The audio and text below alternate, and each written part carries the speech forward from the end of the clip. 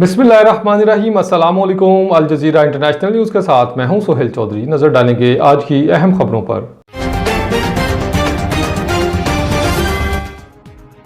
झावरिया सरगोदा से खबर शामिल करते हैं। हमारे नुमाइंदे की रिपोर्ट के मुताबिक अब आपके शहर में लारी अड्डा शाहपुर सिटी में उमर हयात की जानिब से सेल 110 रुपए। हमारे इस वीडियो में नजर आने वाली तमाम चीजें एक चीज के हिसाब से सिर्फ और सिर्फ 110 रुपए में अपने बावर्ची खाने की जरूरियात को बेहद सस्ते दामों हासिल करने का मौका हासिल करें। जल्दी करें क्योंकि इस दौर में 110 रुपए में क्या मिलता है। आज ही तशरीफ लाएं, इस ऑफर से भरपूर फायदा उठाएं। जरूरत की चीजें 110 रुपए वाली सेल पर हासिल करें। हम सबकी जिंदगी में कुछ बुनियादी अशिया होती हैं जिनके बगैर रोजमर्रा का काम करना मुश्किल हो जाता है। क्या आपने सोचा है कि ये सब चीजें सिर्फ 110 रुपए में मिल सकती हैं? ये कोई ख्वाब नहीं बल्कि हमारी इस अजीम ऑफर की हकीकत है। रिपोर्ट जफर अब्बास, तहसील रिपोर्टर, शाहपुर झावरिया।